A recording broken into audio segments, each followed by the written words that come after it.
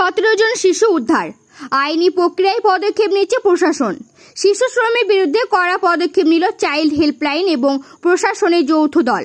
বৃহস্পতিবার রঘুনাথগঞ্জ এলাকায় একাধিক দোকানে অভিযান চালিয়ে মোট 17 জন শিশুকে শ্রমের জাল থেকে মুক্তি করা হয়েছে।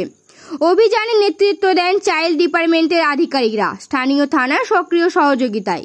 অভিযান চলাকালীন এলাকার বিভিন্ন দোকানে ঘুরে শিশু শ্রম রুখতে সচেতনতা প্রচার চালানো হয়। দোকানদার ও স্থানীয় বাসিন্দাদের মধ্যে শিশুদের অধিকার ও শিক্ষা সংক্রান্ত বার্তা ছড়িয়ে দেওয়া হয়। উদ্ধার হওয়া শিশুদের প্রাথমিকভাবে নিরাপদ স্থানে নিয়ে যাওয়া হয়েছে এবং সরকারি নিয়ম মেনে পরবর্তী আইনি প্রক্রিয়া শুরু হয়েছে। চাইল্ড হেল্পলাইনের এক আধিকারিক জানান, উদ্ধারকৃত শিশুদের আইনসম্মতভাবে পুনর্বাসনের প্রক্রিয়া দ্রুত সম্পূর্ণ করা হবে।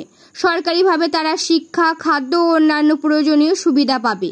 পাশাপাশি তিনি জানান, শিশুদের দিয়ে কাজ করানো সম্পূর্ণ বেআইনি এবং ভবিষ্যতে এই ধরনের ঘটনা রুখতে আরও কড়া পদক্ষেপ নেওয়া হবে। স্থানীয় প্রশাসনের এক আধিকারিক জানান, এই ধরনের অভিযান আগামী দিনে আরও জোরদার করা হবে এবং যে সমস্ত ব্যক্তি বা ব্যবসায়ী শিশুদের দিয়ে কাজ করাচ্ছেন তাদের বিরুদ্ধে কঠোর ব্যবস্থা নেওয়া হবে। এই অভিযানে এলাকার মানুষজন প্রশাসনের ভূমিকাকে সাধুবাদ জানিয়েছেন। সমাজে শিশু শ্রম রোধে এই ধরনের পদক্ষেপ অত্যন্ত জরুরি বলে মত স্থানীয় সচেতন মহলের।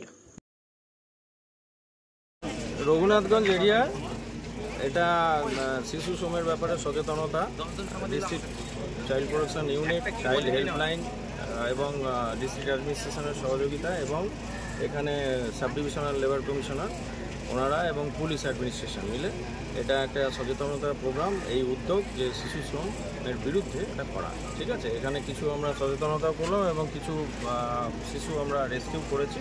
এদের পরবর্তীকালে এদের যা সরকারি পরিষেবা সেটা দেওয়া হবে এবং শিশু শ্রম থেকে যাতে বিরত থাকে মানুষ সেটার এদেরকে কোথায় নিয়ে যাওয়া হবে? এরা এখন চাইল্ড ওয়েলফেয়ার কমিটি আছে, সেখানে প্রোডাকশন হবে, তারপরে অ্যাজ ইট ইজ যা পরবর্তীকালে পদক্ষেপ আইন অনুযায়ী সেটা নেওয়া হবে। আমি district child protection unit, district magistrate office থেকে আমি প্রোটেকশন অফিসার।